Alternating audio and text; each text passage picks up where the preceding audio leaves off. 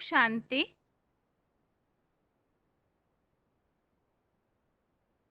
भगवत गीता श्लोक क्लास में आज के श्लोक टेस्ट के लिए श्लोक नंबर है 10वें अध्याय का 23वां श्लोक, अध्याय 10 का श्लोक नंबर 23 और पहले अध्याय का 25वां श्लोक, फर्स्ट अध्याय का श्लोक नंबर 25। और श्लोक के लिए पहला प्रश्न है 10वें अध्याय के 23वें श्लोक में किन किन विभूतियों का उल्लेख आया हुआ है। 10वें अध्याय के 23वें श्लोक में किन किन विभूतियों का उल्लेख आया है।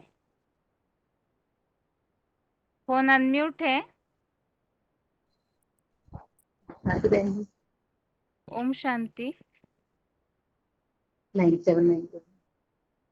हाँ जी।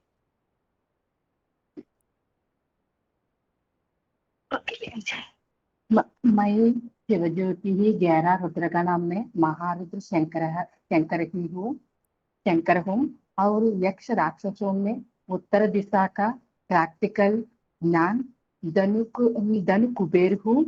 आठ वसुओं में ज्ञान योग से प्रायः पवित्र कर्ता पावक अग्नि और शिखरों में प्रतीक एवरेस्ट चोटी रूप अध्यात्मा और उच्चात्मा ब्राह्मण चोटी शंकर महादेव हूँ। और कल्पांतकालीन प्रलय की जलमयी में अविनाशी मूर्तिमान शंकर की यादगार एवरेस्ट चोटी बचेगी। हिमगिरी के उत्तांग शिखर पर बैठ शीतल शाह एक पुरुष भोगी नयनों के देख रहा था, प्रबल पावक है। जय शंकर प्रश्न। ठीक है माता जी। ओम शांति। श्लोक बताऊंगे। बताइए। रुद्राणां रुद्राणां शंकरः अस्मि, वित्तेशः यक्ष रक्षासां वसुनां पावकः स अस्मि येरुः शिखराणाम् अहम्। ठीक है माता जी, श्लोक का उच्चारण एक बार फिर से सुनिएगा। हाँ जी। अगला प्रश्न है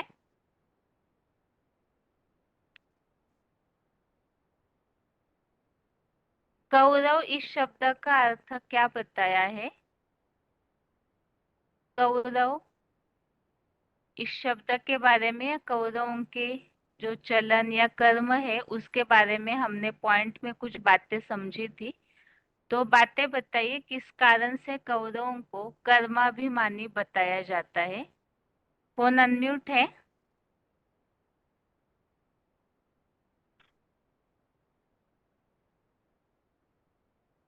फोन अनम्यूट है किसी का।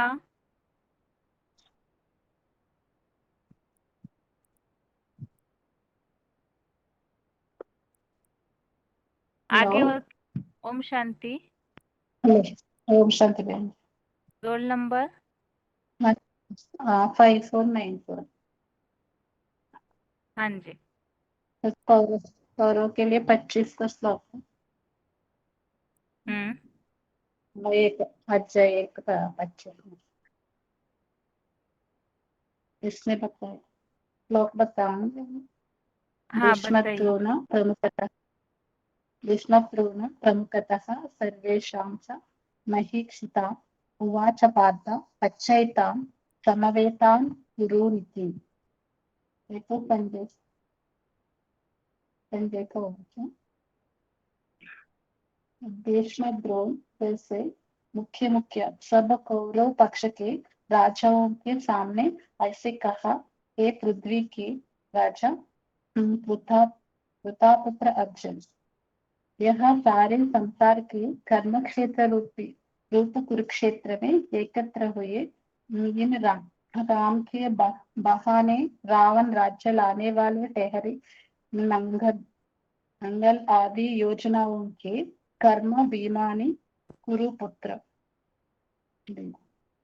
कर्माभिमानी कुरुपुत्र कौरवों को देखो। मतलब इसके लिए फुटनोट पॉइंट है, कुरु संस्कृत अक्षर, कौरव हिंदी अक्षर, कांग्रेस अंग्रेजी अक्षर। साकार मतलब पॉइंट है। आजकल तो देखो सब कोई प्लान बनाते रहते हैं, वर्ष वर्ष प्लानिंग करते रहते हैं। देखो जैसे दूसरे देश वाले सरकारें प्लानिंग प्लानिंग करते रहते हैं, भारतवासी भी प्लान बनाए रहे हैं। अरे इनकी तो प्लानिंग पूरी नहीं होती।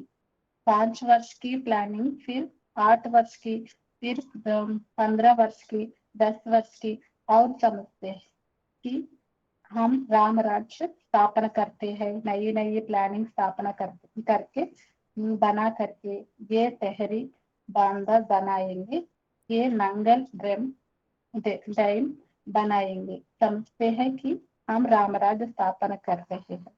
अतः धन संपत्ति पैदा होगी, अतः अनाज पैदा होगा, उसके लिए प्लान बनाते रहते हैं।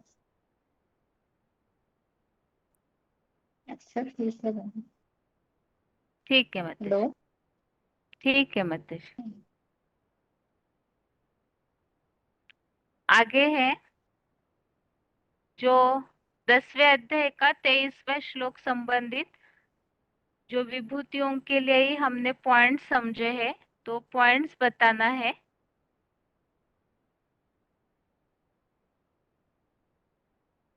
फोन अनम्यूट है किसी का? ओम शांति बहन जी। ओम शांति। महाक्रमण 23107। हाँ जी। ज्ञान योग से प्रायः पवित्र करता पावक अग्नि हूँ मैं। जैसे उसमें आया है कि 23वां में आया है, कोई भी एक पॉइंट की बाकी कंटिन्यूस बता सकते हैं। नहीं, कोई भी एक बताइए।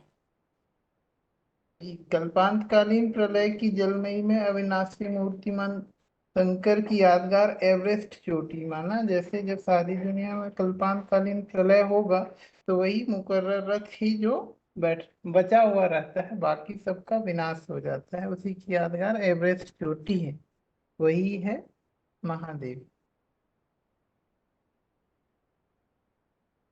ठीक है, श्लोक बताइए। उसका ओके। रुद्राणाम शंकरश्चास्मि वित्तेषो यक्ष रक्षसाम वसुनाम पावकश्चास्मि मेरु शिखरिणाम अहम। इसी के लिए कवि जयशंकर प्रसाद ने भी कहा है, हिमगिरी के उत्तंग शिखर पर बैठ सी लाखों शीतल छांव, एक पुरुष भीगे नैनों से देख रहा था प्रबल प्रवाह। ठीक है, ओम शांति।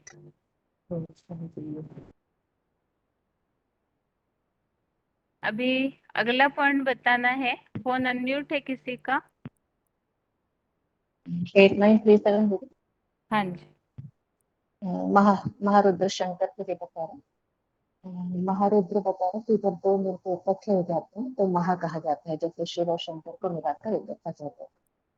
और इसी में ही 11 रुद्रगण पॉइंट बताया था कि जो सुप्रीम कोर है वो याद करने वाला अव्वल नंबर आत्मा कौन है? आदम है। और वही भारत है जिसमें भगवान आते हैं। और भगवान उस पहले पहले ब्राह्मण में आते हैं जिसका जिसका नाम देते हैं नई सृष्टि स्थापना के लिए, नया परिवार बनाने के लिए ब्रह्म। उस अम्मा के द्वारा जो बच्चे पैदा होते हैं वो पहले थे जो बच्चे हैं उनको रुद्रजैन यज्ञ से उत्पन्न होने वाले रुद्रगण कहा जाता है। उनमें 11 मुख्य। ठीक है माताजी, ओम शांति। ओम शांति। आगे और किसी का फोन अनम्यूट है? हाँ दीदी, इसमें है ना ये पॉइंट है ना, यक्ष राक्षसों में कुबेर मैं हूँ।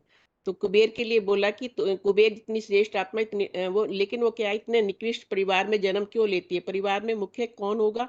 तो बाप या माता, मतलब उसने बताया कि कौन सा मुख्य होता है, तो परंतु माता का भी कोई महत्व है या नहीं आता है। अच्छे कुल स्वभाव की है तो बच्चा भी क्या होगा, अच्छे कुल स्वभाव और संस्कारों का ही होता है। माता अगर नीच संस्कारों की होगी तो नीच कुल की हो, तो बच्चा भी क्या होगा, उसमें भी उस माता का ही मतलब नीच खून ही बन जाएगा। तो कश्यप की दो पत्नियां दिखाई जाती है। कश्यप कोई कोई दूसरा नहीं, कश्यप कहते हैं याद का तेज या पीने वाला। याद का तेज जो पीता है ना, उसको कहते हैं कश्यप। में कौन सा देवता दिखाई देते हैं, शंकर, वो ही कश्यप है। उसकी दो पत्नियां दीति और अदिति। दीति मैंने जो खंडित होने वाली, और अदिति मैंने अखंड, जिसका ब्रह्मचर्य कभी खंडित नहीं होता, तो वो हो गई दीति। दीति से दैत्य पैदा होते हैं, और वो ऐसे ही ब्राह्मण है, जैसे जो ब्राह्मण काल में, ब्राह्मण जीवन में जिन कन्याओं माताओं का ब्रह्मचर्य कभी खंडित नहीं होता है, उनको दीति कहा जाता है। उनके मतलब दीति के बारे में बताया है।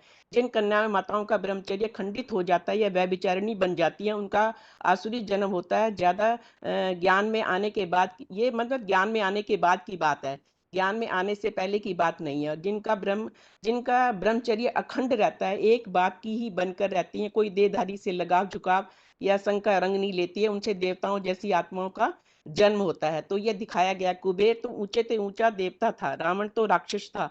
रावण तो राक्षस का, रावण की जन्मदात्री कौन थी, दिति थी, खंडित ब्रह्मचर्य वाली। और कुबेर तो देवता था, दिति उसकी माता नहीं हो सकती। मतलब बताया कि दिति उसकी माता नहीं हो सकती। अदिति उनकी माता थी, अखंड ब्रह्मचर्य वाली। इसलिए एक ही परिवार में पिता एक होते हुए भी दो प्रकार के विरोधी स्वभाव संस्कार वाली आत्माओं का जन्म हो सकता है। उदाहरण के लिए भी बताया ना बाबा ने कि आलू का एक बीज जो उत्तर भारत में जो पैदा होता है, तो आलू और दक्षिण भारत में भी पैदा होता है। लेकिन दक्षिण भारत में क्या, आलू को हम बिल्कुल हम नहीं खाते, क्योंकि क्या है कि उससे दक्षिण भारत में कहते हैं कि आलू हम नहीं खाएंगे, शरीर में उसमें से दर्द पैदा होता है। और उत्तर भारत में आलू जो पैदा होता है वो खाया जाता है। मतलब ये बताया कि एक ही स्वभाव, मतलब बाप एक होने के बाद भी दो स्वभाव संस्कार वाली माताएं पैदा हो सकती हैं। हाँ, मतलब लेकिन यहाँ हमने इस श्लोक में ये पॉइंट समझने का खास कारण क्या है? श्लोक के हिसाब से इस पॉइंट में आपने क्या बात समझी, ये बताइए। मतलब सभा मतलब माँ एक माँ मतलब माँ जो है दो प्रकार के विभिन्न मतलब एक बाप तो एक हो गया, लेकिन स्वभाव, माता के दो स्वभाव संस्कार वाले। जैसे ही माँ का स्वभाव होगा, बच्चों के संस्कार स्वभाव संस्कार भी उसी आधार पे ही होंगे।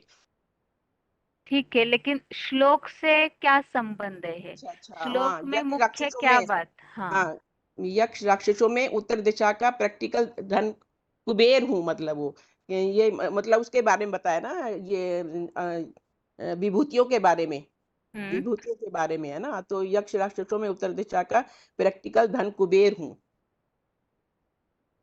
ज्ञान धन कुबेर हूँ। मतलब रुद्र गणों में जैसे पहली में हो गया, मतलब इसके बारे में बताया ना, ये विभूतियों के बारे में दीदी।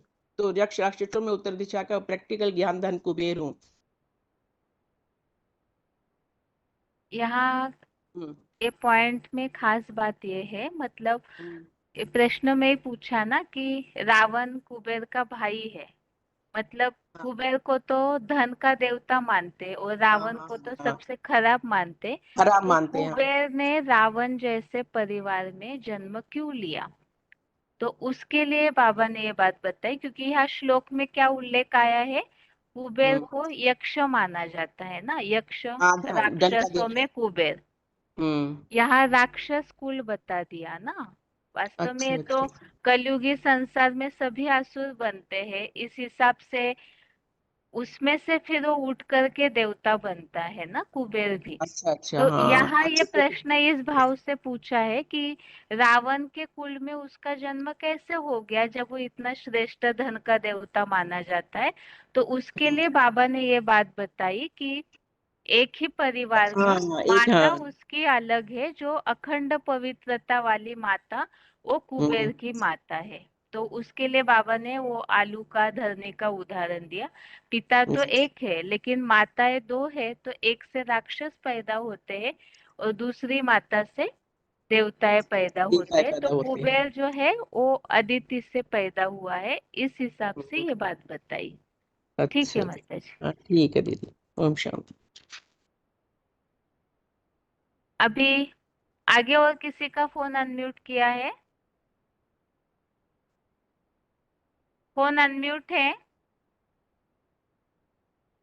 हेलो। कर्नाटक से। हाँ, ओम शांति माता जी। Roll number? ओम रोल नंबर 7231, मधुबन। बेंगलोर मधुबन। हाँ जी, बताइए माता जी। दीदी वो नंबर में 2696 में बताया गया है, बाबा ने रुद्र के बारे में बताया गया है। महादेव रुद्र कहा जाता है। दो मिलकर के इकट्ठा करके शिव शंकर को महारुद्र कहा जाता है। वो महारुद्र एक के लिए महारुद्र नहीं कहा जाता है, दोनों मिलकर के रहने के समय में महारुद्र कहा जाता है। दीदी ये थोड़ा पॉइंट है, छोटा था इसलिए। ठीक है माता जी, श्लोक बताइए। वो तो 10 का है ना। हाँ जी, श्लोक नहीं रुद्राणाम। बता।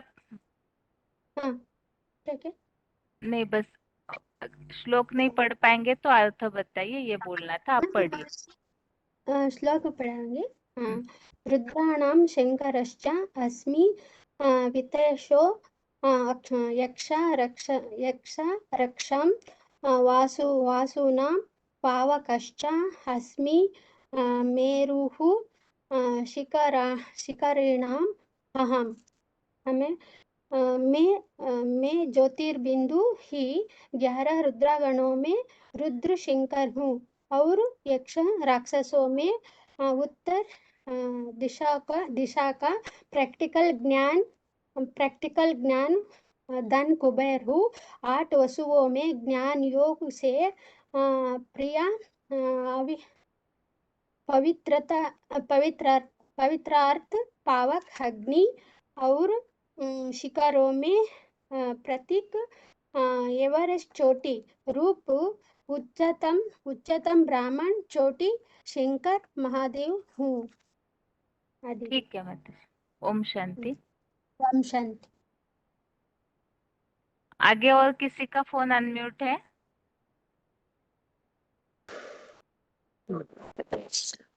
हेलो। ओम शांति। ओम शांति। Roll number? 3028 हाँ जलगांव जी। मधुबन। हाँ जी।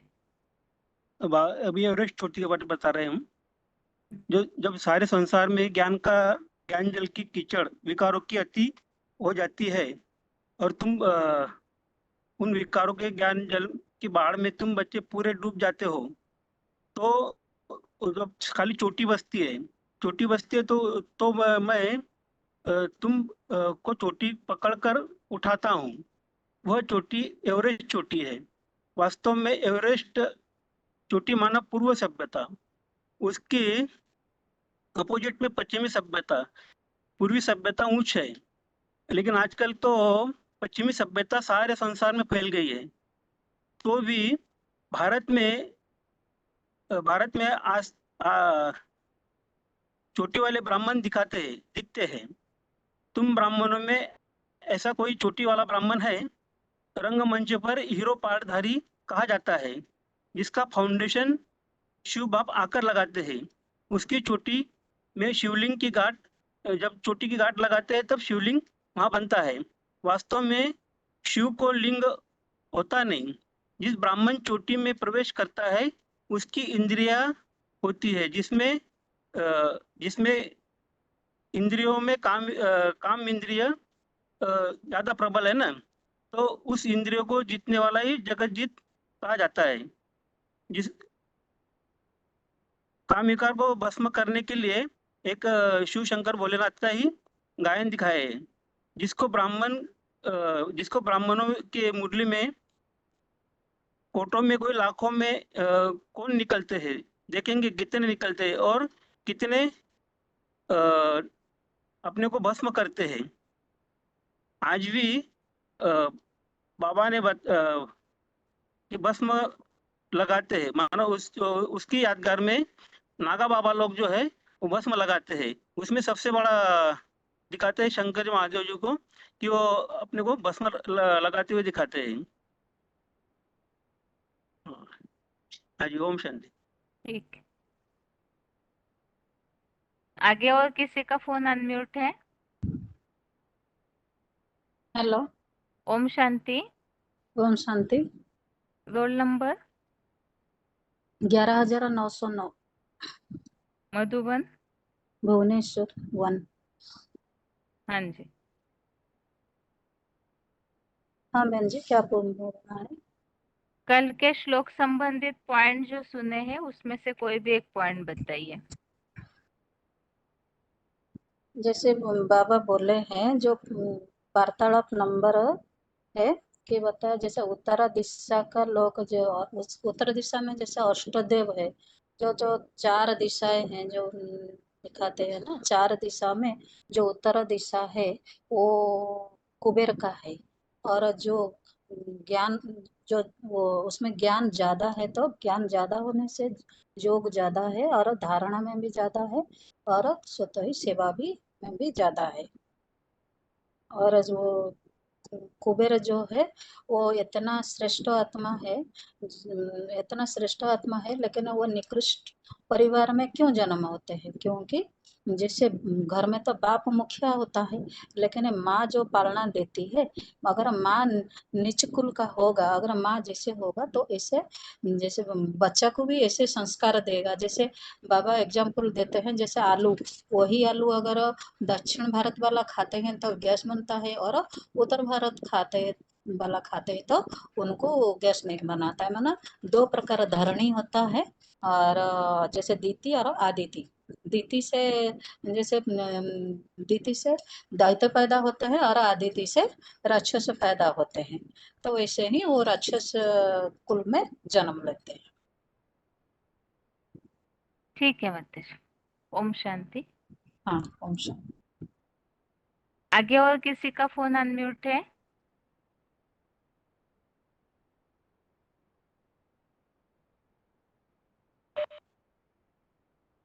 ओम शांति। ओम शांति। हाँ जी, रोल नंबर है 27882, सूरत मधुबन। हाँ जी। हाँ जी, बाबा ने बताया जो समर्थ होते हैं उसको मतलब उनको कोई दोष नहीं लगता। जैसे सूर्य है वो कचरे को सुखा देता है, बदबू को भी भस्म कर देता है। अग्नि है वो भी कचरे को जलाकर राख कर देती है, परंतु कचरे को खाने वाले से किसी को भी मतलब कोई को मंद नहीं कहा जाता। जैसे देवताओं को और अग्निदेव को और इसको अग्निदेव को सूर्य देव को देवताओं की कोटि में डाला गया है। ठीक है, श्लोक में किस संदर्भ में हमने पॉइंट समझा है, थोड़ा स्पष्ट कीजिए।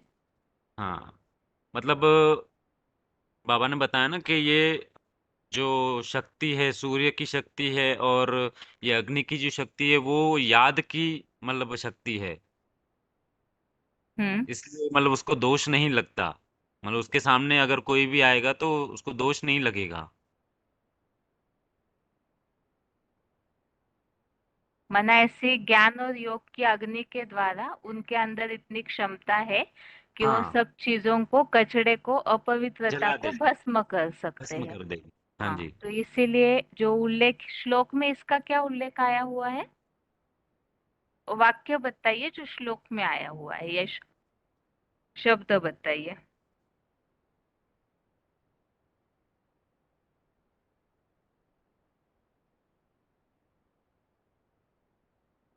हेलो। हेलो।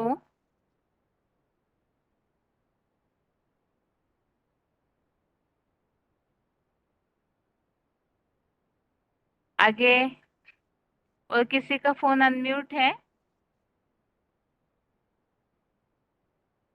हेलो फोन बहन जी, ओके नंबर ओम 20 शांति।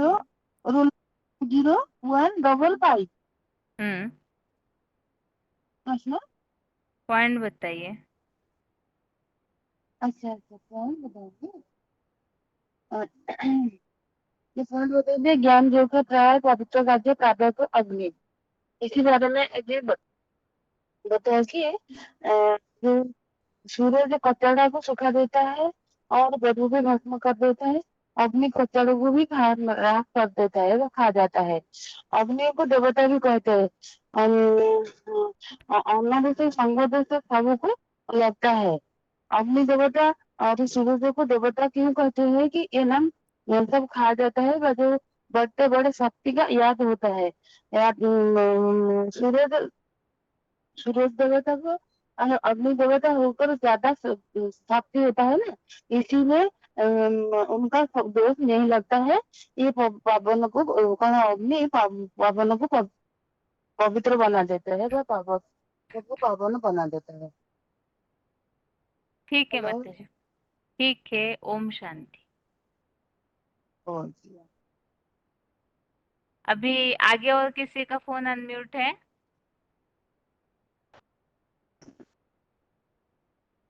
हाँ बहन जी, ओम शांति। ओम शांति।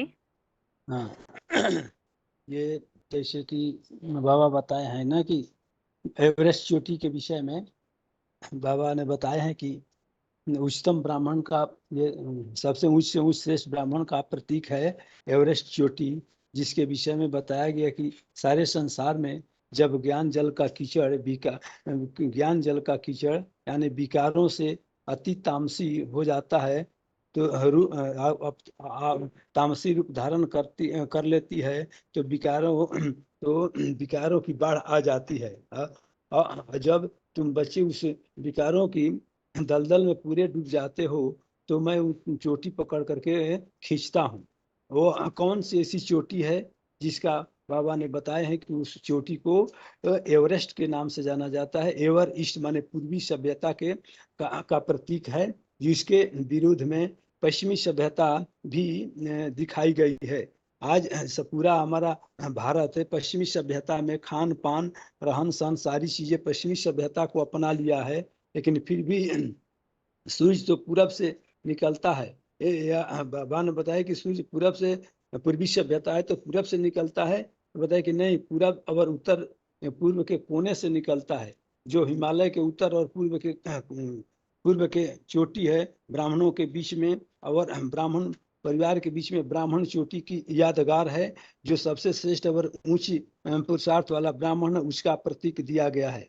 पश्चिमी सभ्यता फैलाने के बाद में भी इस चोटी वाले ब्राह्मण दिखाए जाते हैं। जैसे जब पूरे भारत की संस्कृति बदल जाने के बाद में भी भारत में कुछ ऐसे ब्राह्मण दिखाई देते हैं जो चोटी का गांठ बांध करके अभी भी भक्ति मार्ग में दिखाई देते हैं। उसकी स्मृति रूप गांठ बांध कर चोटी बांधते हैं, जो शिवलिंग का रूप दिखाई देता है। और वो क्या चीज है, वो पुरुषार्थी रूपी ब्राह्मणों में कोई चोटी का पुरुषार्थी का पाठ बजाने वाला है, जिसको हम हीरो पाठधारी कहते हैं। उसका फाउंडेशन कौन बनाता है, तो त्रिकालदर्शी बाप आकर के उसका फाउंडेशन लगाते हैं। उस चोटी में स्मृति रूप में वो चोटी जो है याद की स्मृति के खास रूप है, जिसमें शिवलिंग तैयार हो जाता है। वह लिंग शिवलिंग कहा जाता है, जबकि शिव का अपना लिंग होता नहीं है। जिस ब्राह्मण चोटी में प्रवेश करता है उसमें काम इंद्रियों को बस में करता है, और एक ऐसा प्रबल काम इंद्रियों को क्या करता है कि प्रबल इंद्रिय पर जीत प्राप्त करता है, और काम जीते जगत जीते बन जाता है। और काम देव को भस्म कर दिया। इस काम विकारों की क्या किया कि वो काम विकार को राख बना देता है। ऐसा चोटी का ब्राह्मण, जिसको अभी बाबा बताते हैं कि चैलेंज भी बाबा ने बताते हैं मुरली में कि चैलेंज दिया है कि अब देखेंगे कि कोटों में एक और लाखों में एक कितने निकलते हैं और कौन निकलते हैं, और कितने अपने को भस्म करते हैं। यादगार में उसकी यादगार में नागा लोग भी उनको भस्म रमते हुए दिखाया जाता है, जो कि शंकर महादेव का भस्म रमाने का प्रतीक दिखाया गया है, जो हमारा हीरो पाठधारी शंकर की यादगार है। ओम शांति। रोल नंबर बताइए। 8133। मधुबन। हेलो, ओम शांति। मधुबन बताइए अपना, मधुबन।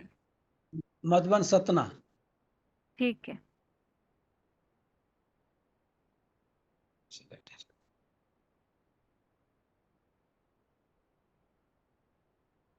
पहले अध्याय के श्लोक संबंधित पॉइंट्स भी बाकी है, तो वो पॉइंट बताइए। और उसके बाद फिर अभी तक जो 10वें अध्याय के श्लोक में हमने सारे पॉइंट समझे हैं, तो उसको सिर्फ एक एक वाक्य में सार बताना है कि सारी विभूतियों के बारे में पॉइंट में मुख्य क्या बात आई हुई है, जो कि विभूतियों के बारे में हम स्पष्ट समझ सके। इस हिसाब से उत्तर आप रेडी कीजिए।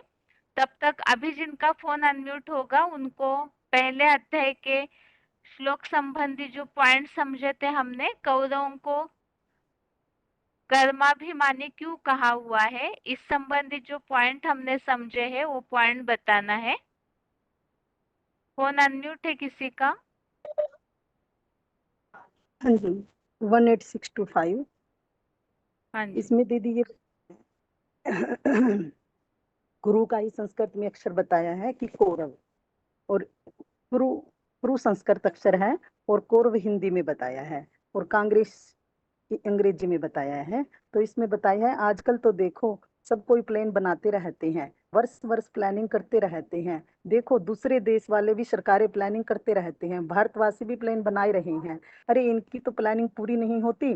5 वर्ष की प्लानिंग, फिर 8 वर्ष की, फिर 15 वर्ष की, फिर 10 वर्ष की। समझते हैं कि राम राज्य स्थापन करते हैं, नई नई प्लानिंग स्थापन करके बना करके ये टेहरी बांध बनाएंगे, ये नंगल डैम बनाएंगे। समझते हैं राम राज्य स्थापन कर रहे हैं। अथाह धन संपत्ति पैदा होगी, अथाह अनाज पैदा होगा, उसके लिए प्लान बनाते रहते हैं। इसमें बाबा ने बताया है जैसे दीदी आज की सरकारें भी नए नए प्लान बनाती रहती है ना, कि हम ये करेंगे ये करेंगे, शांति स्थापित करेंगे, भारत में राम राज्य लाएंगे। ऐसे ही गांधी जी भी कहते थे कि राम राज्य लाएंगे, राम राज्य लाएंगे। तो बाबा बोले राम राज्य लाने का ठेका भगवान ने लिया है क्या, इन्होंने लिया है? ये राम राज्य ला पाएंगे क्या? तो ये क्या कर रहे हैं, जैसे आज की दुनिया में भी जो गुरु हैं, जो बीके ब्राह्मण हैं, वो क्या कर रहे हैं, बड़े बड़े बताया ना, टेहरी बांध बनाएंगे, नंगल डैम बनाएंगे, इसके लिए कि बड़े बड़े मेले सम्मेलन कॉन्फ्रेंस करते रहते हैं। पर उससे क्या है, राम राज्य स्थापन होएगा क्या? राम राज्य तो भगवान के द्वारा स्थापित होएगा। ये बाबा बोले ये तो कुरु की औलाद कौरव है, कुरु कुरु करते रहते हैं, ये इनका काम तो कहाँ कहाँ करना है। ये कोई राम राज्य की स्थापना थोड़ी कर सकते हैं, राम राज्य की स्थापना तो भगवान ही करेंगे। ठीक है माताजी। ओम शांति। ओम शांति। और एक पॉइंट हमने समझा था पहले अध्याय के श्लोक संबंधित, तो उसके लिए फोन अनम्यूट है किसी का? फोन अनम्यूट है?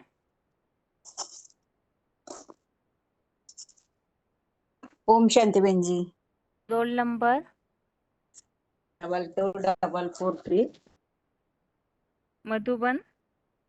मधुबन हुबली। हाँ जी। एक कौरव गवर्नमेंट दिल स्वर्ग बनावेंगे, भले गांधी जी राम राज्य चलेंगे। कुरु की औलाद कौरव है। कुरु मने हम कुरु की औलाद नहीं मानते। हम पे कितने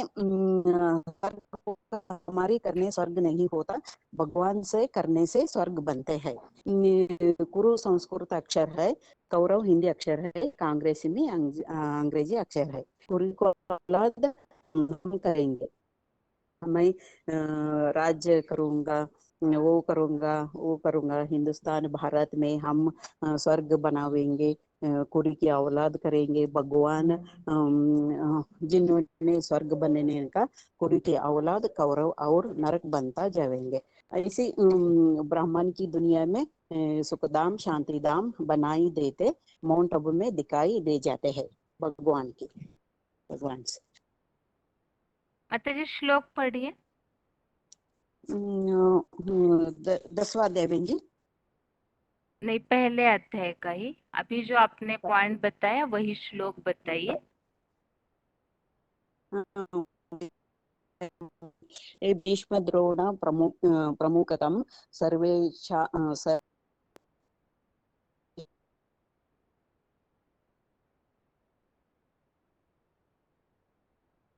हेलो, आपके फोन में नेटवर्क प्रॉब्लम है ज्यादा, माता जी आवाज नहीं आ रहा है आपका। सुन रही है बहन जी? माता जी हेलो। श्लोक आपने अगर पढ़ा भी होगा तो सुनाई नहीं दिया, नेटवर्क के हाँ कारण आपका आवाज कट हो गया था। हाँ, दूसरा दूसरा बात करते हैं। भीष्म द्रोण प्रमुखतः सर्वेषां च महीक्षिताः उवाच पार्थ पश्य एतान् समवेतान् कुरुन इति। सुन रही है बहन जी? हाँ जी हाँ। अर्थ है, और भीष्म द्रोण जैसे मुख्य मुख्य सब कौरव पक्ष के राजा को ये से कहा, हे पृथ्वी के राजा पुत्र अर्जुन, यह सारे संसार के कर्म क्षेत्र में एकत्र हुई। इन राम के कहने राम राज्य आने वाले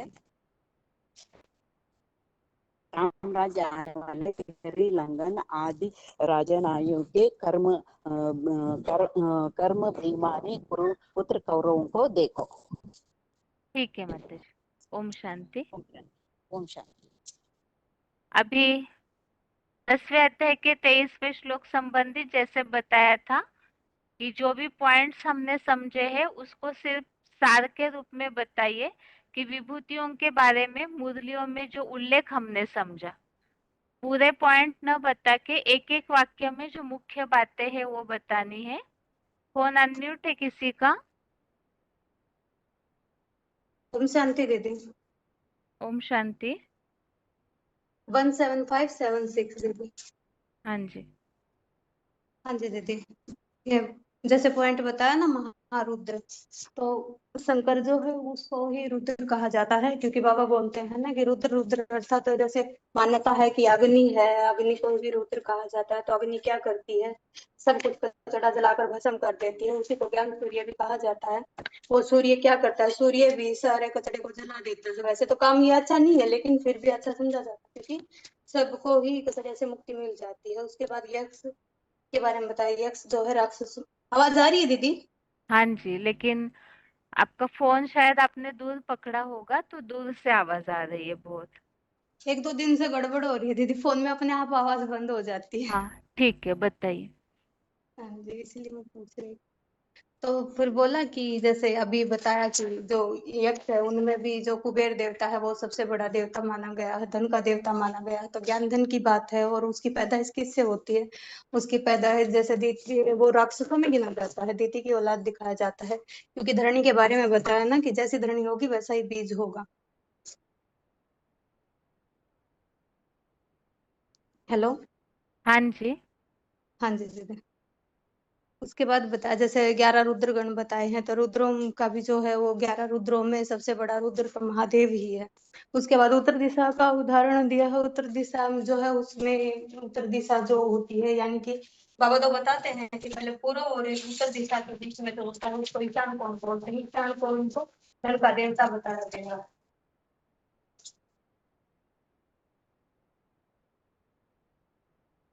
हेलो।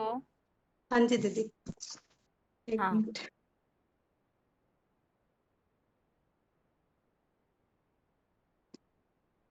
आठ वसुओं के बारे में बताया गया। वसु का मतलब है कि धन का देवता। तो जो धन का देवता है वो तो जैसे वासु वसु बोलते हैं, भगवान को बोलते हैं, वो ज्ञान धन देता है ना। तो ज्ञान धन की औलाद जो होती है उनको भी वसु यानी कि वासुदेव बोला गया है। तो 8 वसुओं का गायन है भारत में। ज्ञान योग में सबसे ज्यादा पवित्र जो करता है वो अग्नि है। एवरेस्ट चोटी का उदाहरण दिया गया कि जैसे कि बहुत सारे ब्राह्मण होते हैं ज्ञान में, जब बाबा उनका उदाहरण देते हैं कि जो सबसे बड़े ज्ञानी होते हैं उनको चोटी का ब्राह्मण बोलते हैं।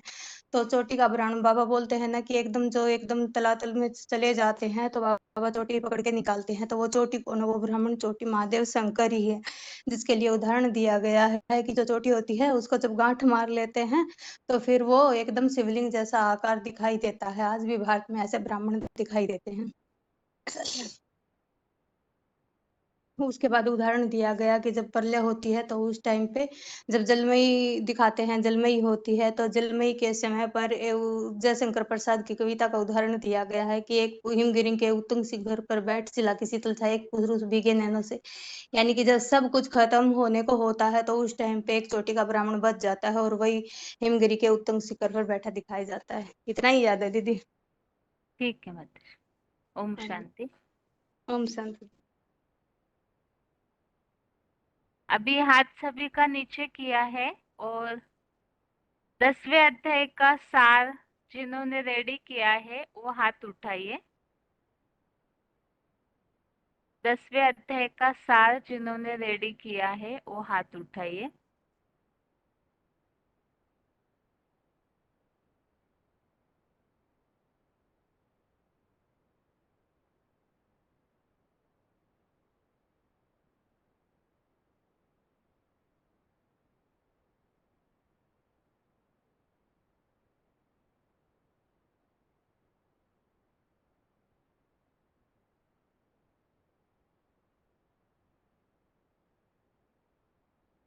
फोन अनम्यूट है किसी का?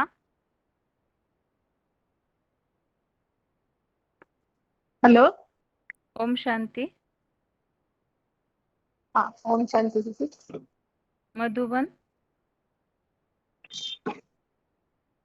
मधुबन लातूर और रोल नंबर है 29,113। हाँ जी।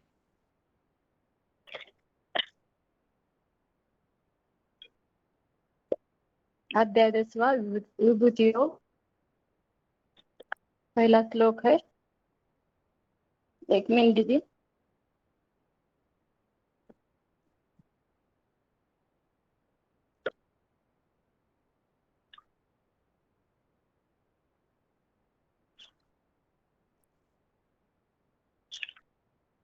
दसवां अध्याय है विभूति योग और एक एक से 7 से लेकर भगवान की विभूति और योग शक्ति का कथन तथा उनके जानने का फल। तो पहले श्लोक में बोला है, भगवान अर्जुन को बोल रहे हैं कि भगवान जो ज्ञान दे रहे हैं वो सर्वोत्तम ज्ञान है, उससे ही तेरी भलाई है, बाकी सब व्यर्थ है। दूसरे श्लोक में बोला है कि क्योंकि भगवान के प्रकृष्ट जन्म को कोई नहीं जानता, क्योंकि सबका आदि भगवान ही है। तीसरे श्लोक में बोला है कि जो भगवान को त्रिलोकी का महान शासक मानता है वह सब पापों से मुक्त हो जाता है। और चौथे श्लोक में बोला है कि सारा सृष्टि ज्ञान सत्य असत्य सुख दुख सब प्रकार से भगवान से ही आता है। और 5वें श्लोक में बोला है कि प्राणियों के अनेक प्रकार के अच्छे बुरे भाव एक भगवान बीज महादेव से ही आते हैं। और 7वें श्लोक में बोला है जो 4 मानस पुत्र तथा 7 महर्षिगण ये ब्रह्मा की मानसिक पैदाइश है, जिनकी स्वर्ग और नरक प्रजा है। और 7वें श्लोक में बोला है जो भगवान की विशेष विभूतियों को तत्व से ही जानता है वही अव्यभिचारी याद द्वारा भगवान से जुड़ जाता है। 8वें श्लोक के बाद है फल और प्रभावी से भक्ति योग का कथन। तो 8वें श्लोक में बोला है जो भगवान को आदि उत्पादक समझता है वही भाव विभोर होकर बुद्धिमान भगवान को निरंतर याद करते हैं। और 9वें श्लोक में बोला है जो एक भगवान में ही मन बुद्धि लगाने वाले संतोष को पाते हैं और वही इंद्रिय अतीन्द्रिय सुख में रमन करते हैं। और 10वें श्लोक में बोला है ज्ञान प्रीति जिन्होंने प्रीतिपूर्वक निरंतर याद करने वाले योगियों को भगवान प्रतिरूप को प्राप्त हो जाते। और 10वें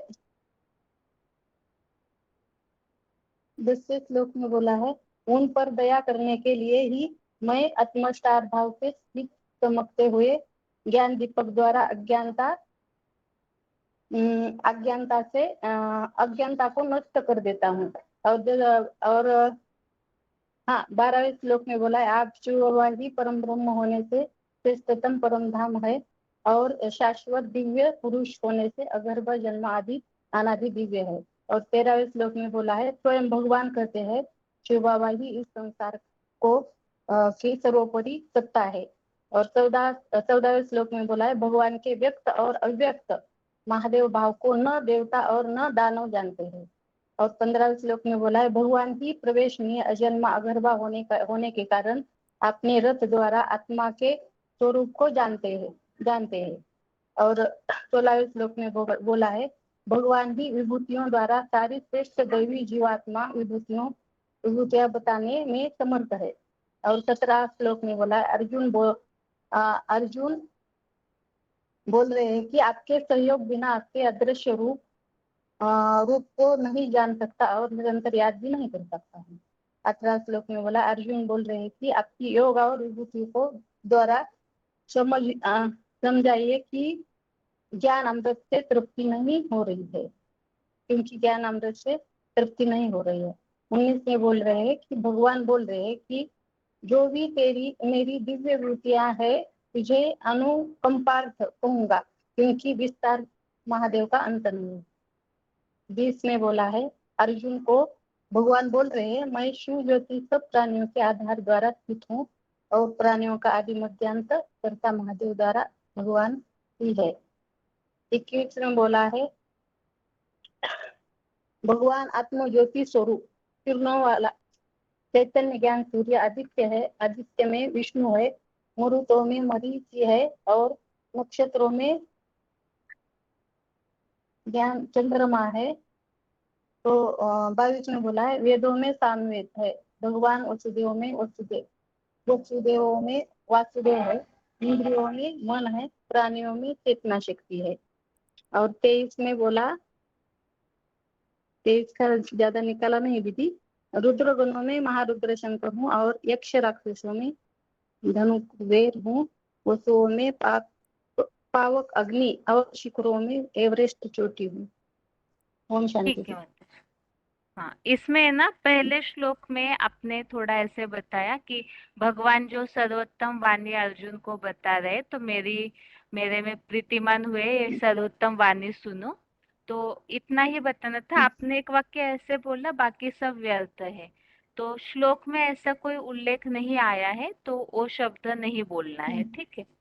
यहाँ तो सिर्फ अर्जुन को हाँ, बाकी भगवान ने बोला है ना कि तुम्हारे हित कामना से ये सारी बातें मैं बता रहा हूँ, तो और कुछ व्यर्थ है ये शब्द या ऐसा भाव इस श्लोक में कहीं नहीं है, ठीक है माताजी। ठीक है।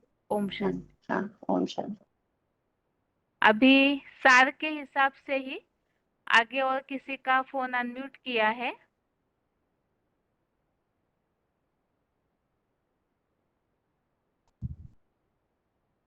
हेलो, ओम शांति। शांति। 4783 बालेश्वर। हाँ जी। एक लाइन में बताता हूँ। जैसे कि 10वें अध्याय का पहला शुक्र से 7 तक भगवान की विभूति और योग शक्ति के कथन के बारे में बताए। पहला शुल्क है बीज का सुधार तो सारी सृष्टि वृक्ष का सुधार, इसलिए अर्जुन को एडवांस ज्ञान दिया गया। दूसरा शुल्क में भगवान का जो प्रकृष्ट जन्म है वो दिव्य जन्म है, उसको भगवान के अलावा और कोई जान नहीं सकता, क्योंकि सबका आदि कारण वही है। तीसरे शुल्क में हम ये बात रख सकते हैं कि भगवान का दिव्य कर्तव्य 3 लोक का महान शासक होने के नाते वो पतित पावन है। चौथा और 5वें नंबर शुल्क में अच्छे और बुरे भाव मेरे सदा शिव में है, क्योंकि साकार पिता महादेव सारे सृष्टि का सारा गुण अवगुण का आधार है। और 6ठा नंबर शुल्क में तो ये जो भगवान साकार स्वरूप महादेव के प्रति जिसका जो मानसिक स्थिति है मध्भावे मनसा जाता जो बताया, तो उसी हिसाब से वो स्वर्ग नरक का सृजन होता है। और 7वें नंबर श्लोक में भाव प्रधान विश्व रचिरा का, जिस भाव के आधार पर जो जुड़ता है उसी के आधार पर उसको फल प्राप्ति होती है। 8वें नंबर से 11वें नंबर श्लोक तक ये बात दर्शाया फल और प्रभाव से भक्ति का कथन। तो इसमें भगवान एवर प्योर है, इसलिए याद द्वारा ही अतीन्द्रिय सुख को हम प्राप्ति कर सकते हैं, क्योंकि बुद्धिमान लोग भाव विवर होकर उनसे जुड़ते हैं। तो 10 का 9 श्लोक में बताया कि भगवान की जो बायोग्राफी है, जो अच्छी तरह जानते हैं, वो एक दूसरे के प्रति भाव आदान प्रदान करके बहुत खुश होते हैं, अतीन्द्रिय सुख में रमण करते हैं। और वो 10 के 10 श्लोक जो है, ये माने एकाग्र अभिविचारी याद प्रीतिपूर्वक करने की बात को दर्शाता है।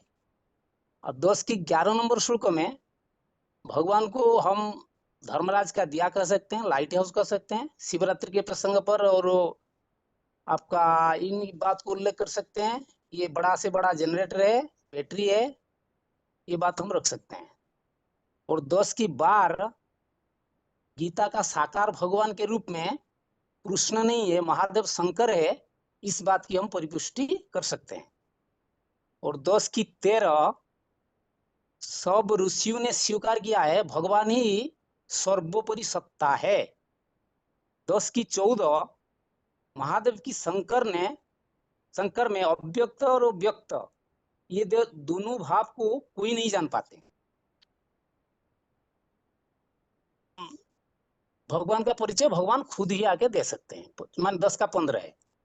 और 10 का 16 है भगवान त्रिकालज्ञ, परमधाम निवासी और श्रेष्ठ विभूतियों का ज्ञानता है। और 10 का 17 में भगवान का बिना सहयोग से उनका ज्ञान ना चिंतन मंथन कर सकते, ना पुरुषार्थ को आगे बढ़ा सकते हैं। और 10 की 18 में अर्जुन ने भगवान से पूरा विस्तार पूर्वक विभूतियों के बारे में जानकारी करने की आग्रह प्रकाश की। और 10 की 19 से 42 तक भगवान द्वारा अपनी युग शक्ति का कथन, माने विस्तार पूर्वक भगवान ने अर्जुन को सारे सृष्टि का श्रेष्ठ विभूतियां जो विशेष रूप से जन्म लिए हैं, उनकी बात गहराई में अर्जुन को जो जानने का उत्कंठित रहा, इसके बारे में वो बता रहे हैं। 10 के 20 में बताया समग्र जड़ और जंगम सृष्टि का उत्पत्ति और विनाशकर्ता मैं ही हूँ, मैं ही सबका आधार हूँ। और 10 का 21 और 22, 23 ये सारे तो एक एक करके जो श्रेष्ठ विभूतियां हैं उसका विशेषता को गहराई से उपस्थापन किए। ओम शांति। ठीक है, एक बस वो जो 6वां श्लोक है ना, एक बार आप उसका फिर से बताइए, आपने क्या बताया था?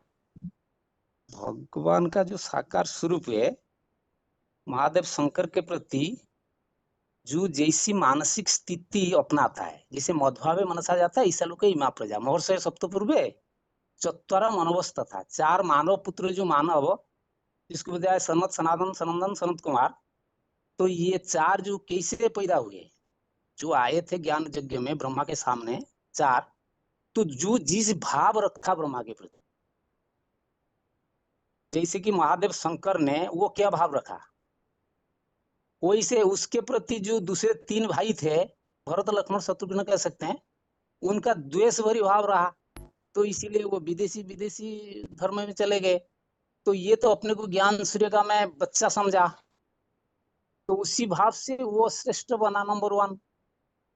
उसके प्रति जो जैसे भाव रखा वैसे बन गए। वो 7 ऋषि भी ऐसे ही ब्रह्मा से जो पैदा हुए, 7 नारायण जो कन्वर्ट हुए 16 से नीचे जो सतयुग से, माने कत्रुपुल, पुलस्त, अत्रि, अंगिरा, वशिष्ठ, मरीचि जो शास्त्रों में दर्शाया गया, वो सारे ही 16 से कम सतयुग से जन्म लेने वाले नारायण है।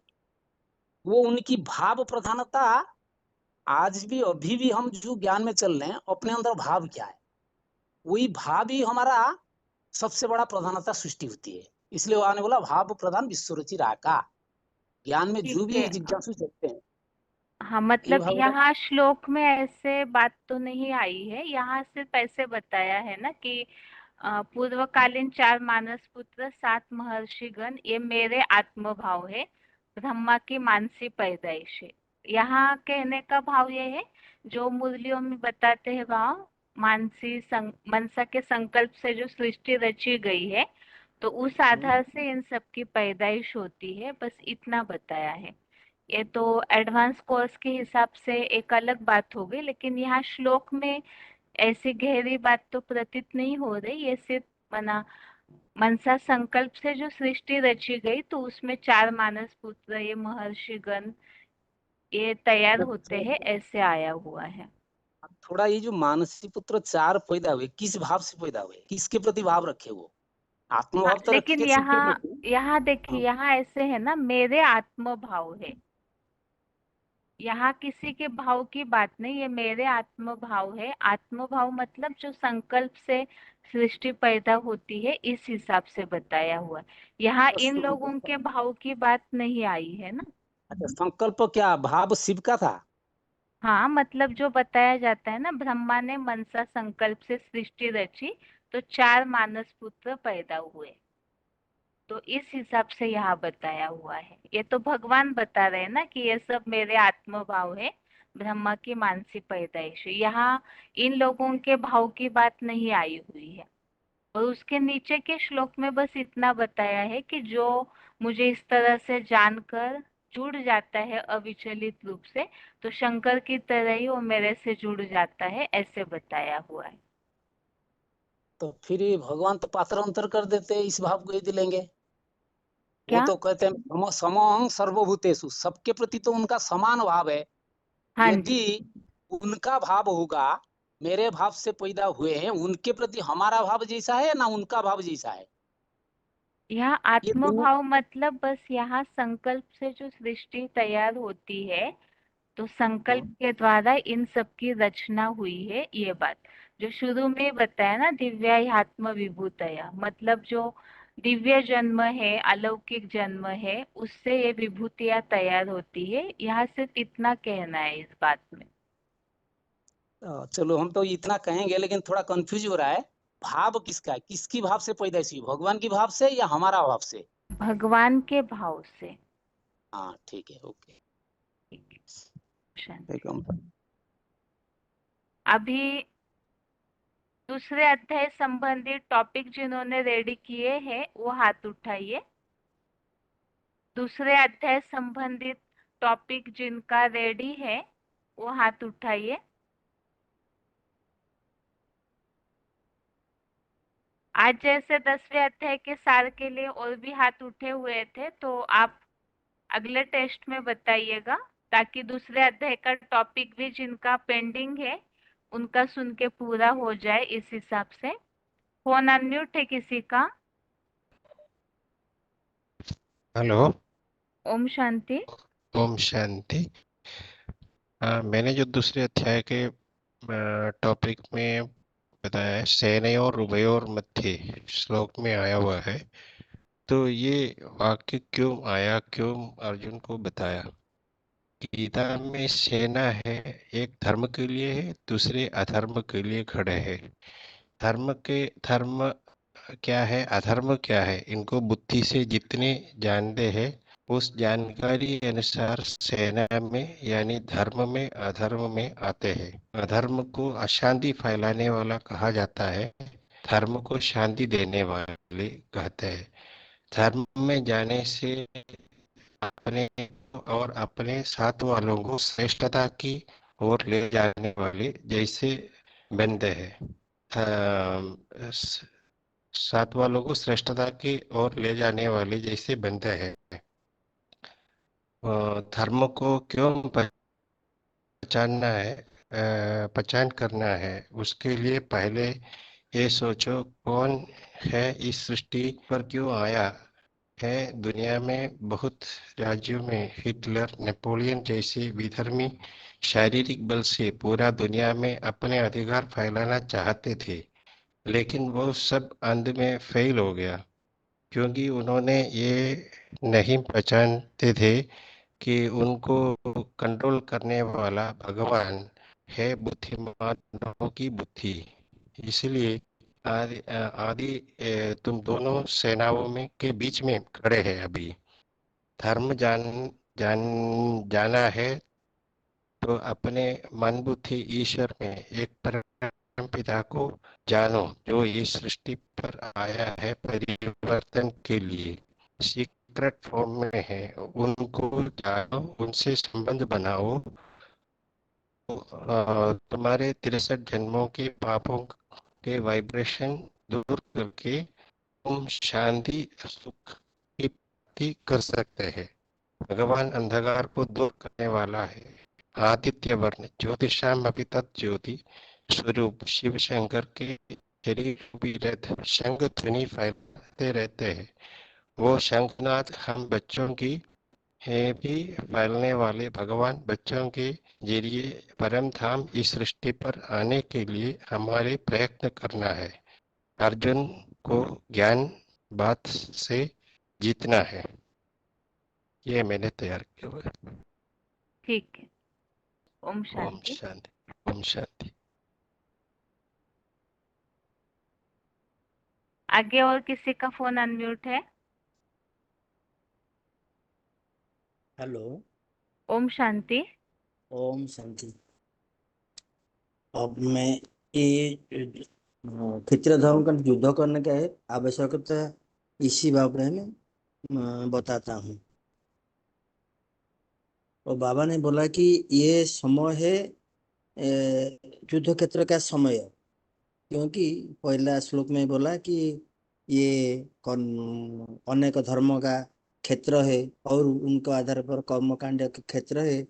और 16-18/600 के अनुसार बोला ये सर्वधर्म अभिसमय इस समय है और कोई समय सर्वधर्म नहीं होते हैं, इसलिए ये धर्म युद्ध का क्षेत्र का समय है। इसने भी और बोला 2 का 12 में बोला ये न तो हम जातु न आसन यही समय जो नेता माने अच्छी नेता माने है और मैं भी हूँ और तू भी है और नेतागण भी है, ये भी इस समय का बात है। ये धर्म युद्ध का समय इसी समय है। और भी जो 4 अध्याय में जो बोला 7-8 में ये भी धर्मग्लानि का समय है। इसी से साबित होता है कि यही ही धर्म युद्ध का समय है। तो इससे तो अर्जुन को समझ आया है कि तू देह नहीं तू आत्मा हो। तो सांख्य योग में समझ आया और लास्ट में समझ आया 30 में ये देही तो ये देही तो नित्य अबद्ध और देह बद्ध है कि विनाशी है, इसलिए तू क्यों शोक कर रहा है। तो धर्म युद्ध को कर।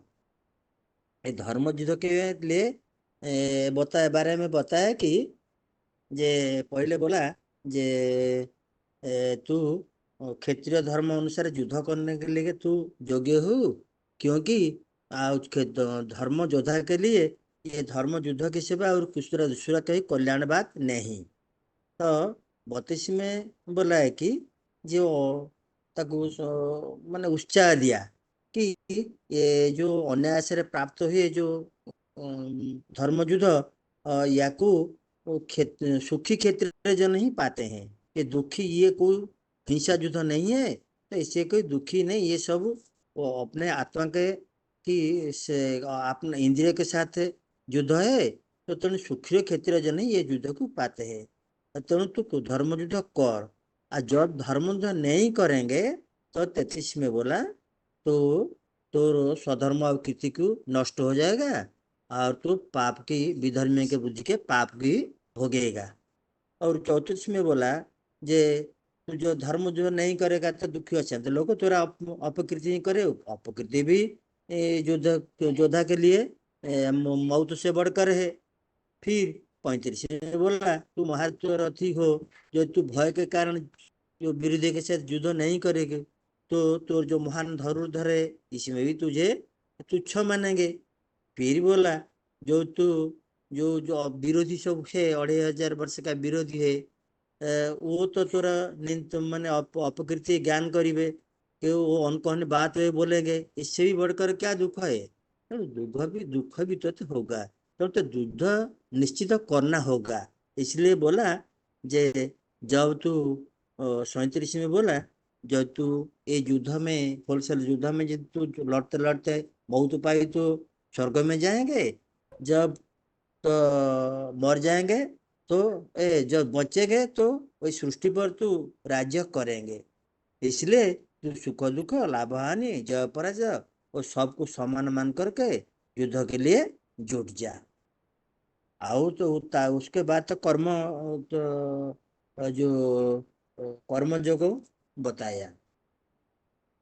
ठीक है। इतना ही बोले। हाँ जी। ओम शांति। ओम शांति जी। और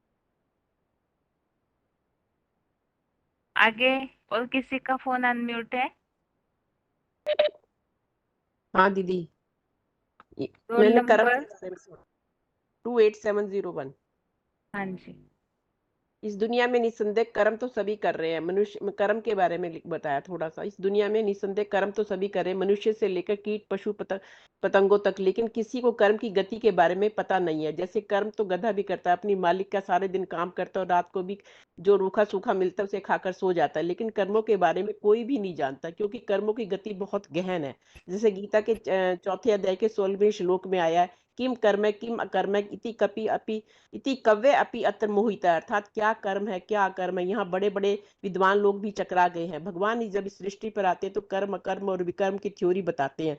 भगवान की याद में जो कर्म किया जाता है वो सुकर्म और वो उसे ही सुकर्म, और श्रीमद के विपरीत जो कर्म किया जाता है उसे विक्रम, वो ही विक्रम कहलाता है। जैसे गीता में दूसरे अध्याय के 47वें श्लोक में आया कि कर्मण्यधिकार अधिकारे तो माँ फलेषु कदाचन है, माँ कर्म फल हेतु भूर माँ ते संगेस्तु अकर्मणि, अर्थात कर्म योग में ही अधिकार है, संसारिक फलों में कभी नहीं। इसलिए कर्म फल का करना, मैं कर्म फल का कारण मैं ही हूँ ऐसा मत बनो, अर्थात कर्म योगी बनना, कर्म सन्यासी नहीं। क्योंकि प्रकृति के अनुसार हर मनुष्य के कर्म तो स्वयं ही हो रहे हैं और वह अपने कर्मों के वशीभूत है। जैसे गीता में आया ना, प्रकृति क्रियमाणानि गुणै कर्मणि सर्वश अहंकार विमूढ़ात्मा कर्तारम अहम इति मन्यते, अर्थात सब प्रकार से प्रकृति गुणों द्वारा ही कर्म किए जा रहे हैं, परंतु अहंकार से मूढ़ बना मनुष्य मैं करने वाला हूँ ऐसा मानता है। क्योंकि त्रिगुणा विषय वेद निस्त्रिगुणई भावार्जुन, अर्थात वे 3 गुणों विषयों वाले हैं, इसलिए हर आत्मा को सतो रजो में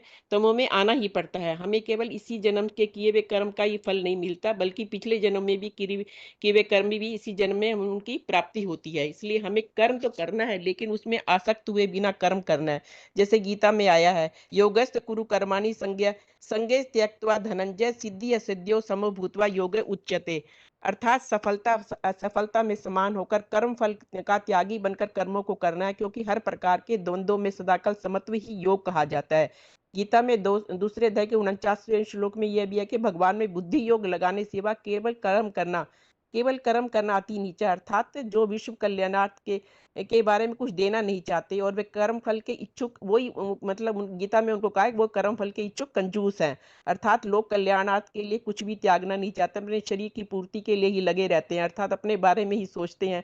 और गीता में यह भी है कि योग कर्मसु कौशलम, अर्थात कर्मों में कुशलता ही योग है। कर्मों में कुशलता कब आएगी? जब हम कर्मों में उत्पन्न फल को त्याग देंगे, तभी हम जन्म मरणादि बंधनों से मुक्त होकर पाप रहित हो जाएंगे और ऐसे मनुष्य ही परम पद वैकुंठ को प्राप्त होते हैं। दूसरे अध्याय के 53 श्लोक में बताया कि तेरी बुद्धि जब परमात्मा में अविचल स्थिर हो जाएगी और तब तू योग की समाधि स्थिति को पा लेगा। और 70वें में बताया कि समुद्र में जैसे जलधाराएं प्रवेश पाती हैं, वैसे ही अच्छी बुरी सब इच्छाएं यानी संकल्पों विकल्पों की लहरें उस अगाध ज्ञान सागर शिव बाबा में समा जाती हैं, तो वही आत्मा शांति के सागर को पाती है। यानी बीज को समझ ले तो सारा वृक्ष मुट्ठी में आ जाता है। इच्छा मात्रम अविद्या हो जाता है। 2 के 72 में यही सर्वोत्कृष्ट अव्यक्त अविनाशी अवस्था है। इसे प्राप्त करके योगी मनुष्य किसी व्यक्ति के मोह में नहीं पड़ता और महामृत्यु में भी इस अविनाशी स्थिति में स्थिर होकर परम ब्रह्म के निर्वाण धाम को पाता है। इतना ही तैयार किया दीदी। ठीक है माता जी। ओम शांति। ओम शांति।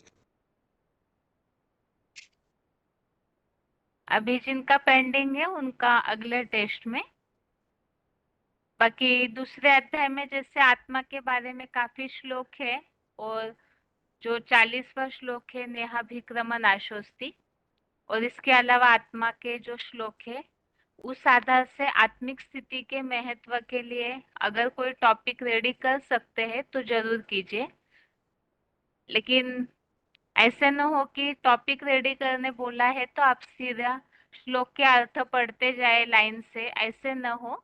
उसमें से बस खास बातें आप उठाइए और एक जो सामने वालों को इंटरेस्ट आए कि ये महत्व बुद्धि में बैठ जाए सामने वालों को सुनते ही कि देह अविनाशी है, इसलिए इसकी तरफ ध्यान नहीं देना चाहिए। गीता में भगवान ने भी अर्जुन को जैसे आत्मा का महत्व बताया, तो इसीलिए आत्मिक स्थिति को धारण करना बहुत जरूरी है। तो टॉपिक ऐसा हो जो सुनने से इंटरेस्ट निर्माण हो। कई बार ऐसे होता है कि सीधा अर्थ पढ़ते जाते, शुरू में 2-4 वाक्य बहुत इंटरेस्ट वाले होते हैं, फिर बाद में अर्थ पढ़ते जाते हैं। तो ऐसे न करें, उसमें से जो मुख्य मुख्य बातें हैं वो लेकर के कोई अच्छा टॉपिक इस तरह रेडी कीजिए जो बाहर वालों को बताने से भी उनको आत्मिक स्थिति या ज्ञान का महत्व बुद्धि में बैठे, इस तरह से। बाकी आज के टेस्ट के प्रश्नों के उत्तर है अभी। सबसे पहले 10वें अध्याय का 23वां श्लोक, अध्याय 10 का श्लोक नंबर 23।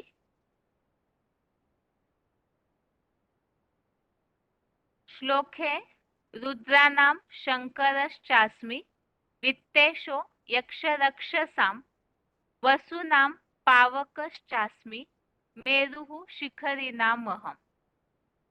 तो इसमें विभूतियों का वर्णन बताया है और साथ में हमने मूल्यों के पॉइंट्स भी समझे थे। तो इकट्ठा ही उन बातों को देखते हैं क्योंकि प्रश्न उसी आधार से थे। पहले तो मैं शिव ज्योति ही 11 रुद्र गणों में महारुद्र शंकर हूँ। तो 11 रुद्र गणों के बारे में ये बात बताई कि जब परमपिता इस सृष्टि पर आते हैं तो जो पहले पहले ब्राह्मण में आते हैं उसका नाम देते हैं ब्रह्मा। जो नया परिवार बनाने के लिए तैयार किया जाता है तो वो ब्रह्मा के द्वारा जो बच्चे पैदा होते हैं पहले पहले पहलोटी के, तो उन रुद्र ज्ञान यज्ञ से उत्पन्न होने वालों को रुद्रगण कहा जाता है। शिव बाबा ने अर्थात परमपिता शिव ने सृष्टि पर आकर ब्रह्मा को रचा, अर्थात उनका आधार लिया नई दुनिया बनाने के लिए, और उनके द्वारा जो अविनाशी रुद्र ज्ञान यज्ञ स्थापित किया। तो उस ज्ञान यज्ञ से ज्ञान के द्वारा जो पैदा हुए वो रुद्रगण, उनमें 11 रुद्रगण मुख्य है। तो पॉइंट में जिस तरह हमने समझा था कि वो 11 रुद्रगण और प्लस 1 12 हुआ, तो वो 12वां है महारुद्र, अर्थात इन सबका मुखिया वो महारुद्र है शंकर। तो वो महारुद्र शंकर क्यों कहा है, तो उसके लिए बाबा ने बताया महातप कहा जाता है जब दोनों मिलकर इकट्ठे हो जाए, अर्थात शिव और शंकर दोनों मिलकर के इकट्ठे हो गए तो वो महारुद्र हो गया। तो इस तरह से 11 रुद्र गणों में महारुद्र शंकर हूँ। और जैसे कि मुरलियों में हम उल्लेख सुनते हैं, बाबा ने बोला है वास्तव में देवदेव महादेव भी मैं ही हूँ, अर्थात शंकर के द्वारा परमपिता शिव ही महादेव अर्थात महारुद्र। तो दोनों का कॉम्बिनेशन साकार और निराकार का। तो ये पहली विभूति हो गई इस श्लोक के अनुसार। और अगला बताया यक्ष राक्षसों में उत्तर दिशा का प्रैक्टिकल ज्ञान धन कुबेर हूँ। तो 8 दिशाओं में 8 मुख्य जो अष्टदेव बताए उनमें से उत्तर दिशा का बताया जाता है जो प्रैक्टिकल ज्ञान धन कुबेर हूँ। और वो कुबेर के लिए बताया हुआ है कि वो यक्ष राक्षस है। तो यक्ष राक्षस, राक्षस मतलब तो गलत माना जाता है और कुबेर को तो ज्ञान धन का देवता माना है। फिर यक्ष राक्षसों के परिवार में उसने क्यों जन्म लिया, तो जिसके लिए बताया वास्तव में ये बात जैसे मुरलियों में कई बार उल्लेख आता है, इस कलयुगी दुनिया में तो यहाँ ज्ञान की दृष्टि से जन्म होता है तो सभी असुर बन जाते हैं। और शास्त्रों के वर्णन के हिसाब से रावण का भाई था कुबेर। तो इसमें निकृष्ट परिवार में कुबेर ने जन्म क्यों लिया, तो उसके लिए बाबा ने ये बात बताई। वास्तव में पिता तो कश्यप जो याद का तेज पीने वाला, और उनकी 2 पत्नियां हैं, एक तो दिति और अदिति। तो दिति माना खंडित और अदिति माना अखंड। तो कुबेर का जन्म जो है, जो अखंड ब्रह्मचर्य वाली माता है अदिति, उनसे होता है। तो जिसके लिए बताया कि धरनी का उदाहरण कि धरनी के अनुसार बीज जो है वैसा ही फलीभूत होता है। जैसे आलू, दक्षिण भारत में वही आलू का बीज नुकसान करता है खाने से, और वही आलू का बीज उत्तर भारत में बोया जाता है तो फायदेमंद है। तो इस आधार से माता हो गई धरनी, तो वो धरनी के आधार से जन्म हुआ तो वो कुबेर, वो तो ज्ञान धन कुबेर बन जाता है। और ज्ञान धन कुबेर किस तरह से बनता है, तो इसके लिए भी बताया कि जिसमें ज्ञान ज्यादा उसका योग भी ज्यादा लगेगा, और ज्ञान और योग ये अरस परस बातें हैं, तो वो मनसा सेवा भी ज्यादा करेगा, धारणा की सेवा भी ज्यादा करेगा। तो इस आधार से बताया कुबेर, उसके पास धन किस आधार से आता है, ज्ञान धन आने का आधार है याद। तो चारों सब्जेक्ट में ही आपस में कनेक्शन है, उस आधार से बताया उत्तर दिशा का प्रैक्टिकल ज्ञान धन कुबेर। और इसके अलावा अगला बताया हुआ है 8 वसु। वसु माना तो हमने समझा था ज्ञान धन संपत्ति, और ये 8 वसु मतलब 8 दिशाओं को पालने वाले। तो ज्ञान की धन संपत्ति जो है उनके पास ज्यादा है, वो 8 वसु हो गए, और ज्ञान भी उनमें ज्यादा, योग भी ज्यादा होगा तो सेवा भी ज्यादा करेगा। इस आधार से ये 8 वसु, और उन 8 वसुओं में भी बताया ज्ञान योग से प्रायः पवित्र करता पावक अग्नि। तो एक विभूति बताई अग्नि के रूप में, 8 वसुओं में भी अग्नि मुख्य बताया। तो अग्नि के लिए बताया कि उनमें क्या खासियत है अग्नि में। अग्नि जो है वो कचड़े को सुखा देता है, जला देता है। जैसे सूरज है, उसमें भी ये विशेषता है कि वो पूरे कचड़े को भस्म करता है, अग्नि भी कचड़े को साफ करती है। तो ये कचड़े की सफाई करना वास्तव में तो खराब काम माना जाता है, लेकिन यहाँ पर ये जो है इन्हें तो देवता बताया जाता है, क्योंकि याद की ऐसी शक्ति उनके अंदर है कि उस याद की शक्ति के द्वारा सारे कचड़े को जलाने पर भी उन पर दोष नहीं लगता। तो इसीलिए ही ज्ञान योग से प्रायः पवित्र करता पावक अग्नि। तो जो ज्ञान सूर्य है वही अग्नि भी है, और वही कचड़े को सुखाने के बावजूद भी सदैव पवित्र के पवित्र बने रहते हैं, जिसके लिए बताया समृत को नहीं दोष गुसाई। और अगला बताया है शिखरों में प्रतीक एवरेस्ट चोटी। जितने भी शिखर है, ऊंचे ऊंचे पर्वत, उन सब में ऊंची चोटी है एवरेस्ट। तो ये एक विभूति बताई। तो यहाँ पर भक्ति मार्ग में तो प्रैक्टिकल में हिमालय पहाड़ को समझा जाता है कि भगवान के रूप है अलग अलग ये सब, लेकिन यहाँ तो चैतन्य में एवरेस्ट चोटी जैसा इस संसार में पार्ट बजाने वाला वो उच्चतम ब्राह्मण चोटी शंकर महादेव।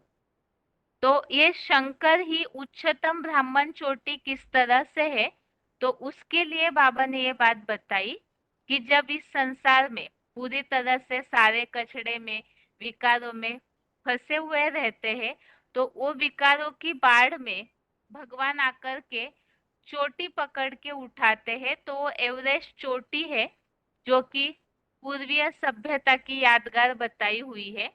और जिसके लिए बाबा ने बताया ऐसे कोई कोई ब्राह्मण होते हैं जो चोटी रखते हैं, और उस चोटी में गांठ बंधी हुई होती है। तो ये गांठ अर्थात है स्मृति रूपी गांठ, अर्थात भगवान की याद की गांठ, इतनी पक्की याद उनमें होती है। तो गांठ अर्थात है शिवलिंग। शिवलिंग के लिए हमने समझा कि शंकर जो है वो याद के आधार से अव्यक्त मूर्ति ना बन जाते हैं। तो यही यादगार शिवलिंग की वो चोटी में गांठ के रूप में दिखाई जाती है। तो वो वास्तव में है हीरो पालधारी, जो इस संसार में ऐसा उच्चतम ब्राह्मण चोटी है जिनके लिए बताया हुआ है कि वो इंद्रिय जीते जगत जीत बन जाते हैं। याद के आधार से ही वो कामदेव को भस्म कर लेते हैं, और ऐसे अपने आप को पूरी तरह से राग बना लेते हैं। तो वही हो गया एवरेस्ट चोटी रूपी उच्चतम ब्राह्मण चोटी शंकर महादेव, और यही चोटी विनाश के समय भी बची रहती है।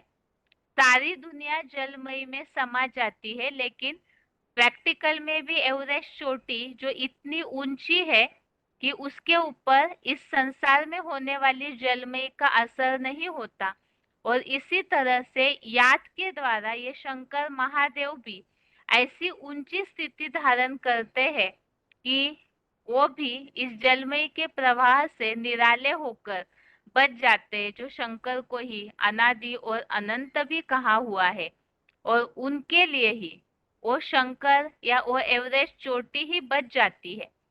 तो उसके लिए ही उस एवरेस्ट चोटी पर एक ही हस्ती बचती है, उसके लिए ही जो गीत हमने शंकर प्रसाद इनका जो गीत यहाँ दिया हुआ है काव्य, हिमगिरी के उत्तुंग शिखर पर बैठ शिला की शीतल छाह, एक पुरुष भीगे नयनों से देख रहा था प्रबल प्रवाह।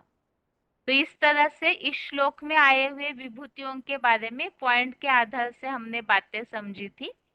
और इसके अलावा पहले अध्याय का 25वां श्लोक नंबर 25, भीष्म द्रोण प्रमुखतः सर्वेषां च महीक्षिताम् उवाच पार्थ पश्येतान् समवेतान् कुरुनीति।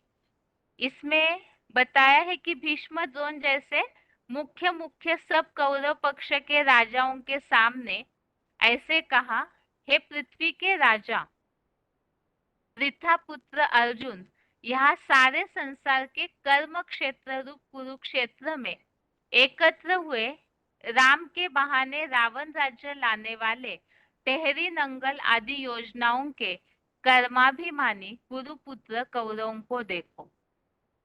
तो इस संबंधित यहाँ श्लोक में एक पॉइंट बताया है, जैसे कि जब योजनाएं गवर्नमेंट बनाती है, वो तो कांग्रेस गवर्नमेंट, कौरव गवर्नमेंट जिन्हें बताया, तो कर्मों के प्रति उन्हें बहुत अभिमान है कि कर्म करो, जो बाबा ने बताया काव काव करके करते रहते, भीड़ इकट्ठा करते हैं और करो करो, कर्म करने में ही प्राधान्य देते हैं। तो उनकी बुद्धि में ये है कि ये जो अलग अलग 5 इयर्स प्लान बनाते रहते हैं, जैसे कि डैम वगैरह बनाना, तो ऐसी योजनाओं से उन्हें लगता है कि वो राम राज्य स्थापित करेंगे। लेकिन वास्तव में राम राज्य के बहाने, क्योंकि कर्मों का अभिमान है उनमें, देह का भान, इसके कारण राम राज्य तो स्थापन नहीं कर पाते हैं, सिर्फ प्लान बनाते रहते हैं। और उसी संबंधित हमने एक पॉइंट में ये समझा था कि ब्राह्मणों की दुनिया में, जैसे बाहर की दुनिया की जो गवर्नमेंट है वो भी कर्मों के प्रति अभिमानी है, तो इसीलिए सिर्फ बोलते रहते, प्रैक्टिकल उनके प्लान सक्सेस नहीं होते। और ब्राह्मणों की दुनिया में भी जो कर्म प्रधान होंगे, मेले करे, मेला खड़े, या तो मेगा प्रोग्राम्स, कॉन्फ्रेंस करना, प्रदर्शनी वगैरह करना, इस तरह से सिर्फ भीड़ इकट्ठा करते रहते हैं, तो ऐसे कर्मों को महत्व देते। लेकिन राम राज्य प्रैक्टिकल में कैसे स्थापन होगा, इसके प्रति उनके बुद्धि में कोई विचार नहीं रहते हैं। तो इसीलिए उनके लिए बताया हुआ है, कर्म अभिमानी गुरुपुत्र कौरवों को देखो। इस तरह से आज के श्लोक टेस्ट संबंधित प्रश्नों के उत्तर हो गए, और इसके साथ ही आज के लिए गीता क्लास यहाँ पूरा होता है। ओम शांति।